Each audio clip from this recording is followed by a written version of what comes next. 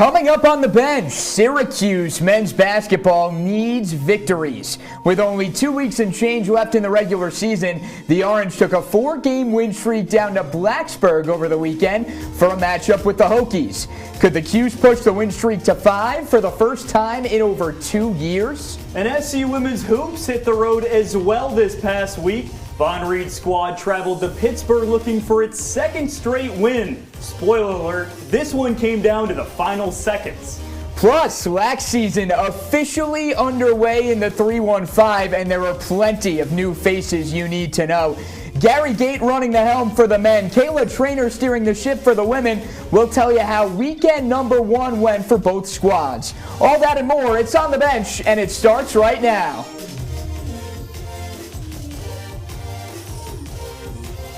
Hey, and welcome on inside our CitrusTV studios alongside Jacob Morris. I'm Johnny Gadamowitz. So glad you can join us. It's a busy time of year on the Hill, Jacob. Crossover season fully in effect. We've got a loaded show, and with that, let's hop right into it. We start today with Syracuse men's basketball. Tough news for the Orange. Jim Boeheim's squad loses Jesse Edwards. It was announced earlier in the week. The big man fractured his left wrist. He'll be sidelined for the rest of the year, and this really comes at a detrimental time. The Netherlands native reportedly suffered the injury back in Tuesday night's win over Boston College. Edwards was in the midst of a career year, notching 12 points, 7 boards, nearly 3 blocks a game. Jesse was atop many people's list for ACC Most Improved Player, Jacob, but his 2022 campaign comes to an end. Came to an end, unfortunately, for Jesse Edwards, but from the hardwood to the lacrosse field, Johnny, today it was announced that SU men's lacrosse head coach Gary Gate will be inducted into the inaugural Pro Lacrosse Hall of Fame. Gate is no stranger to Lacrosse Hall of Fames. He's already a member of the United States Lacrosse National Hall of Fame, as well as the National Lacrosse League Hall of Fame. Gate is joined in the Pro Lacrosse class by former SU greats Casey Powell, as well as Pat McCabe. For Gate, it adds to an already accolade-filled week. The head coach is set to become the first SU Lax player to have his number retired this Sunday. Over to the rink. For the first time ever, Syracuse women's ice hockey captured the CHA regular season championship this past weekend. The Orange wrapped up regular season play with a 13-10-6 overall record and dominated in conference, going 11-4-1-1 in CHA play. The 'Cuse played some of their best hockey on home ice, 7-5-1 at Tennessee Ice Pavilion, and that's good news for the Orange because as the number 1 seed, they will host the CHA tournament next week for the first time ever. All right, so we mentioned no more Jesse Edwards for SU men's hoops. And Jacob, we said it, this really could not have come at a worse time. The Orange paid a visit to the Hokies of Virginia Tech over the weekend and had a prime opportunity to pick up a big-time road win. 4-game win streak, looking to push it to 5. No Edwards. How's SU going to generate some offense? Early on, it was Joe Girard calling the shots. A couple of crossover dribbles, gets it going off the dribble and pulls the string for a free throw line jumper. These two teams knotted up early. Virginia Tech and Hunter Couture would let it fly from downtown to take an early 3-point lead. No Jesse Edwards, no problem. Barama Sidibe rejects him on the low block, and the defense in full display for the 'Cuse on the other end. You can't give Buddy Buckets too much breathing room. He'll do just that to you. Cans 3, but the Hokies getting it done on the other end as Justin Mutz slams it down. And from there, these two teams would trade buckets, but Virginia Tech enters halftime with a 10-point lead. The 'Cuse need a response. Who's going to do it? Well, that time it's JG3. He says, in your face, I'll make this a single-digit game. Virginia Tech pushes it back, though, to double digits. Justin Mutz couldn't be stopped in this game. SU shot just 34% in the second half. Don't tell Buddy Boeheim that. He'll take another. Thank you very much. But at the end of the day, Buddy getting it done off the dribble, too, not just from beyond the arc.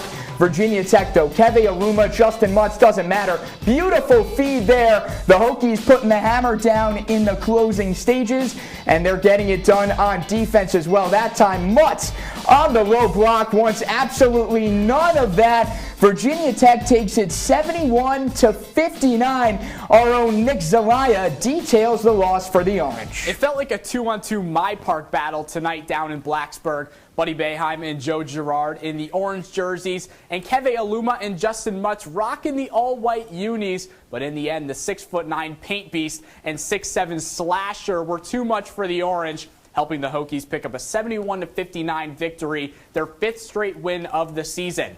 After the game, Frank Anselm talked about the absence of Jesse Edwards and where Anselm felt he made the most impact on the floor.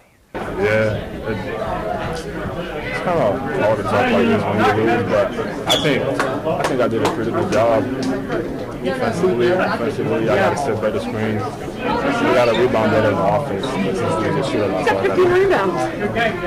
I could have had 20, really. Anselm played a career-high 36 minutes in the loss. The Orange were led by Buddy Boeheim, who finished with 21 points, his 12th game of the year, scoring 20+. And for Virginia Tech, Justin Mutz recorded just the 2nd triple-double in Hokies program history with 12 points, 14 rebounds, and 11 assists. Keve Aluma added 18 points en route to the win. The Orange split their road trip and will get a full week off before returning back to the Dome to face the Boston College Eagles next Saturday. Tip-off for that game is noon. Reporting inside the studio, Nick Zelaya, Citrus TV. Hey, thanks so much, Nick. So, Jim Boeheim's squad gets its 4-game win streak snapped, but SU women's hoops traveled to Pittsburgh on Sunday looking to start a win streak. The Orange hit the road searching for back-to-back wins for the first time since mid-December. These two teams met earlier in the season. SU won that one, but early on it's Pitt and Amber Brown in the all-pink getting the scoring started. Going the other way now, it's Tisha Hyman. Fast break, pull-up jumper goes down. That would be a theme in this one, but more on that later because Pittsburgh was rolling in the first quarter. 20-13 the advantage for the Panthers, and early on in the second, more of the same. Aaliyah Johnson, the rebound, the putback, and the foul. Pitt up 10 early in the second quarter.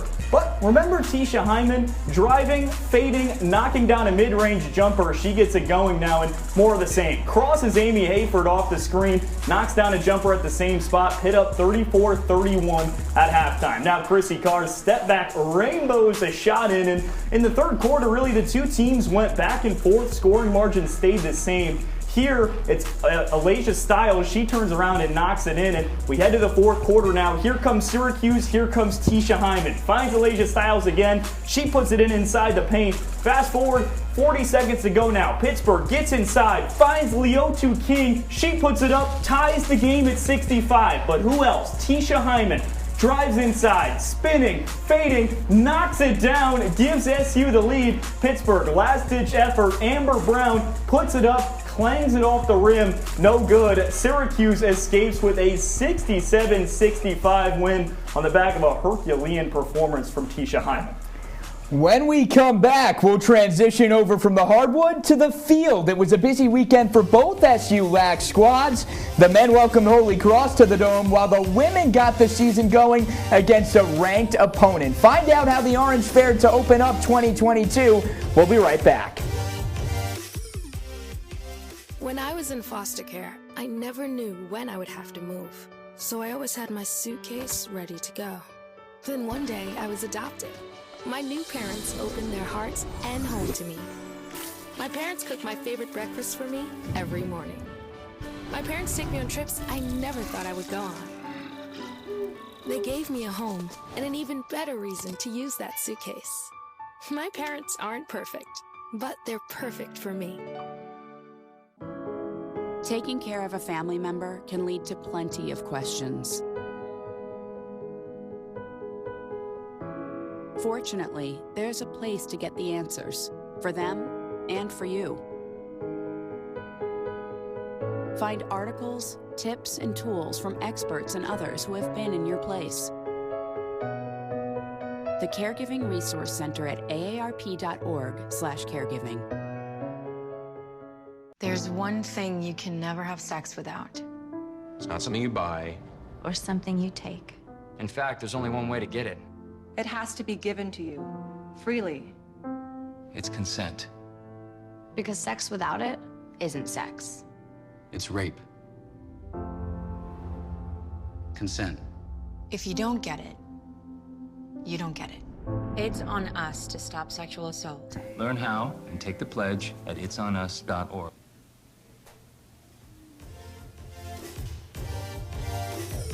Rolling along here on the bench, Johnny Gadamowitz, Jacob Morris with you. We've recapped SU on the hardwood, told you all the struggles of Syracuse men's hoops. Jacob, the women's team picking up a big win. But don't worry, now it's time to talk about a clean slate for Syracuse men's lacrosse. Jacob, in your opinion, the most historic program in collegiate history? Is it the Cuse? Right? Gotta be the Cuse. Many Syracuse fans would say so. They've been waiting all winter for it. And Jacob, really this year, so much hype surrounding the Orange heading into 2022.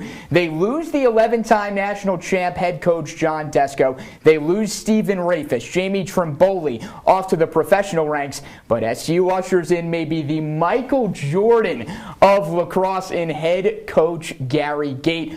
Orange and Crusaders to open up 2022. These two teams met last year, and it was all Cuse, 15-6. And look away, Holy Cross fans. It was more of the same to get this year started. Brendan Curry was preseason to Waratah Award watch list. That's essentially the Heisman of college lacrosse. And early on, he was living up to the hype. 2 quick goals to put the Orange up 2-0 in the early stages. But it wasn't just Curry getting it done. How about Owen Seabold? He had a breakout freshman campaign this year, and with Owen Hiltz going down with an early season injury, Seabold's someone that Orange fans are really looking to step up big time. He nets another there. He'd finished with 5 on the day.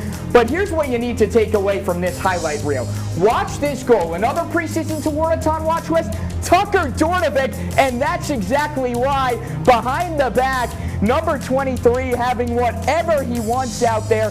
It was 9-0 Syracuse after the first quarter, 19-3 at the halftime break. And in the second half, more of the same. Don't call Jack Savage just a face-off guy. He can score too, and he does just that. 28-5, and our own Jesse Cook has more. Game of firsts for the Syracuse men's lacrosse team.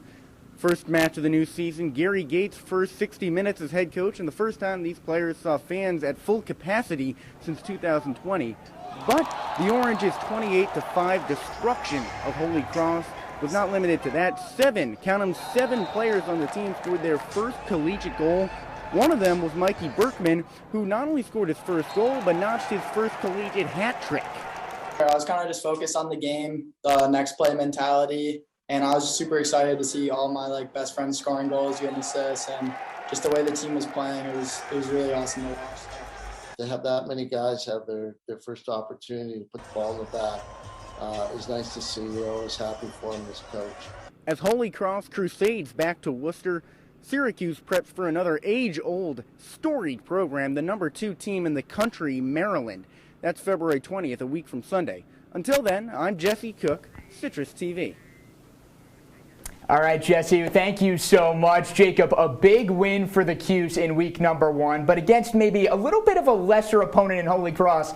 Not the case this weekend, though. Number 1 Maryland coming to the Dome. What does Gary Gait's crew need to do to get the job done in week number 2? Well, it's like you said, it'll be a whole lot different from Holy Cross when you make the jump to the number 1 team in the country, but almost more of the same, right, Johnny? You got to expect more from the attack if you're Syracuse, Tucker Dordovic, Owen Seabold, those types of guys. If they show up like they showed up against Holy Cross, expect maybe an upset inside the Dome. But all right, a historic opening to the Gary Gait era on the men's side. But hey, what about the dawn of the Kayla Trainer era for SU women's lax? Trainer came over from Boston College after Gait took the men's job, and well, she was immediately faced with a tough test, maybe a tougher test than Holy Cross. Number 13 Stanford paid a visit to the Dome on Friday. Look, 2 historic programs, but just the first meeting between the 2 teams in a decade, matching up East Coast and West Coast, and the Orange drew blood first, but maybe not from whom you'd expect. That's freshman Olivia Adamson finding the back of the net.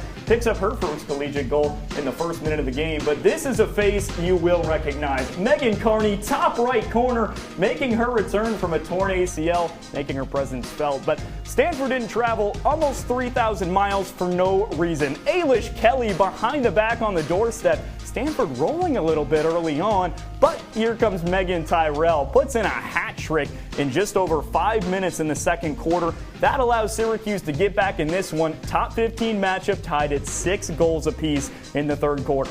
At halftime. Midway through the third quarter here, Megan Tyrell again on a pass from Maddie Baxter finds the back of the net. 8-6 SU at the end of the third, but here's your exclamation point. Emily Harrischuk finds the back of the net on the free position opportunity, and Syracuse escapes with a 12-9 victory. It was the second game, or rather it was the first game of the Syracuse season, and just 2 days later, not much of a break for Syracuse as they had to play Binghamton just 2 days later. And for more on that, we go to Citrus TV's women's lacrosse beat reporter, Ian Nicholas. It was at this spot on the field during Syracuse's 23-6 triumph over Binghamton today where the Meg Show was alive and well once again. Off a pass from Megan Tyrell, Megan Carney went behind the back and scored to make it 10-3 Orange. And yes, her rendition was a lot smoother than mine. Their new coach has learned one thing, just 2 games on the job, let the duo do their thing. Yeah, I'm really fortunate that I get to coach really talented players, and I want them to be able to be them and, take chances and play creative. And, I think for both of them, they were feeling it today. And, when you're on, I want them to be able to go and play free and take chances. And, I think they both did that today, and they both had a great game, and just they have a really great connection with each other, which is really hard to stop. Yeah, definitely I love playing with Meg. We've built chemistry since freshman year, since we've been playing together. So it's 4 years in the making. So it's nice to see it finally coming together, and we just know where each other are going to be the next pass. And so having that chemistry out there just to help with the offense is really beneficial for us. The Megans' next chance to splash some in the back of the net comes on Sunday, February 20th, when Syracuse hosts Stony Brook. The Seawolves are the 6th best team in the nation. It will also be Syracuse Lacrosse Legends Day as Gary Gait and Katie Rowan will have their jerseys retired. Reporting from the Carrier Dome, Ian Nicholas, Citrus TV. Well, how about that? From inside the Carrier Dome to inside the Citrus TV studio, Ian Nicholas, Citrus TV's women's lacrosse beat reporter, joins us now. A 2-0 start for the Q's women's lacrosse team, Ian. That's in large part to number 18, Megan Tyrell. Fantastic start through 2 games, picking up right where she left off last season. People forget, with Emily Harrischuk and Megan Carney back in the lineup, Jacob, Megan Tyrell is still the same player who had 112 points last year, 3rd best in the nation. And she had 6 goals of her own, all 6 of her points on goals in their win 12-9 over Stanford on Friday to start the year. And then she had her way against Binghamton with 8 points, 5 goals, 3 assists. She's a clear #1 option on this team, and also she might be their best leader as a first-time captain. Coach Kayla Trainer, she loves her. 8 points for Tyrell, like you said, in the win over Binghamton. Surprising to hear you say that she's the #1 option, because Emily Harrischuk, Megan Carney, those are names we've heard as the #1 option in the past for Syracuse women's lacrosse. Both coming off ACL injuries, starting to kind of get back in the rhythm of things, right? They are, and especially Megan Carney. She actually tore her ACL halfway through last season, but she did have 4 goals and assists versus Binghamton, so she's starting to put it back on track. She even had a Sports Center-worthy goal, which was pretty amazing behind the back. Emily Harrischuk, meanwhile, 3 goals through 2 games. We are used to seeing her score 3 goals a game, an ACL tear for her, and she's still working the back, and we should see the same player sooner rather than later, and hopefully it is sooner for Coach Trainer. Well, it's a wealth of All-Americans for Coach Trainer, like you said. Coach Trainer in her first season at the helm for Syracuse after Coach Gary Gait heads to the men's side. 2-0, not too bad of a start for the new head coach. It's a perfect start, but at the same time, Jacob, it's an expected start for the 3rd best team of the nation heading into this season. The Stanford win was up and down, but in the second half, they dominated. And Binghamton, well, you win by 17 goals, you're expected to win by 17-20. So all in all, their biggest test of the season is going to come on Sunday, February 20th, when 4th-ranked Stony Brook comes to town. The Seawolves are a phenomenal team, and Syracuse ranked just ahead of them. If Coach Kayla Trainer can pick up that win, then this season really has some sea legs to it, and Syracuse should be making another deep run. All right, a top 5 matchup inside the Carrier Dome on Sunday. Ian will be inside the Carrier Dome covering that one. Ian Nicholas, Citrus TV's women's lacrosse beat reporter, thanks so much for being with us. Thanks so much for having me, Jacob. All right, time for another break on the bench. When we come back, Johnny Gadamowitz and I have a treat for you. It's the 2-minute drill. We're talking women's ice hockey. We're talking tennis. On the bench, back after this. Well, Thomas, you've got pre-diabetes. But with more exercise and a change in diet, it can be reversed. I've tried exercising. It just makes me hungry for bacon. I love bacon, too. And who really likes to exercise? Not me. Me neither. Nobody. So we're good? What? Oh, you still have pre-diabetes. Big time. Come on, it's not that hard. My big man fingers are having a problem with these little tiny buttons. Whoa, watch it there. Your blood pressure's gonna go through the roof. Tell me about it. I'm trying to learn how to get it down. Instead, it keeps going up. High blood pressure can increase the risk for heart attack or stroke. Learn how to keep yours at a healthy range. Ever hear a voice command? Just say text barbershop to 97779. That's not what I said. Just give me that. Now my blood pressure's up.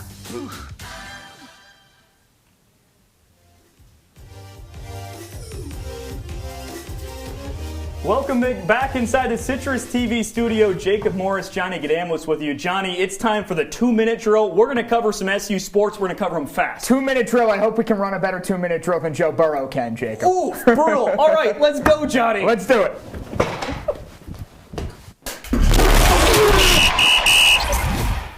Let's kick it off with some women's ice hockey. The Orange were demolished at the hands of Mercyhurst back on Friday.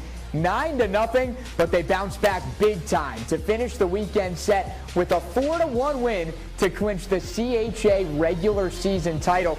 This was the first time ever that the Qs captured a regular season championship, and that means Kennedy Ice Pavilion will be the site of the CHA tournament next week. And guess what? If that wasn't enough good news for you, Shelby Kaloff was also named Defensive Player of the Week. It's the second time this year that the senior has earned that honor.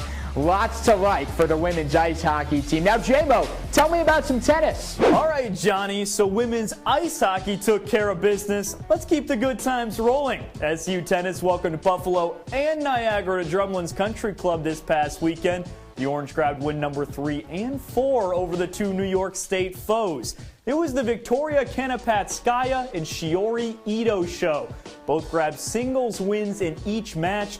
Now for SU, it's time for ACC play. The Orange finished 6-1 in the non-con. Johnny, softball time. Finish us off. Now, it might be the middle of February and 10 degrees outside, but that didn't stop Syracuse softball from getting the job done. This past weekend in the Best of Bayou Classic in Louisiana, the Orange played 5 games in a span of 3 days.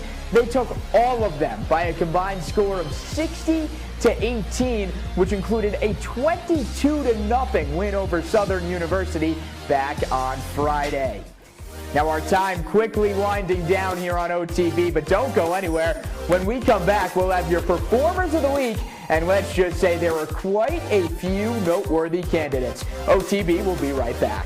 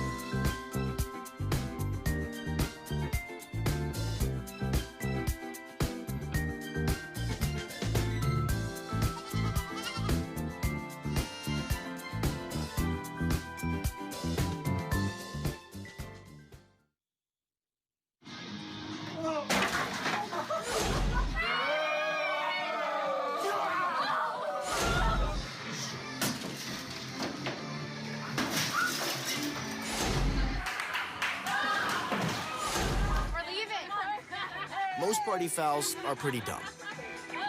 But if you decide to drink and drive underage, you could lose your license and your freedom. Underage drinking and driving. The ultimate party foul.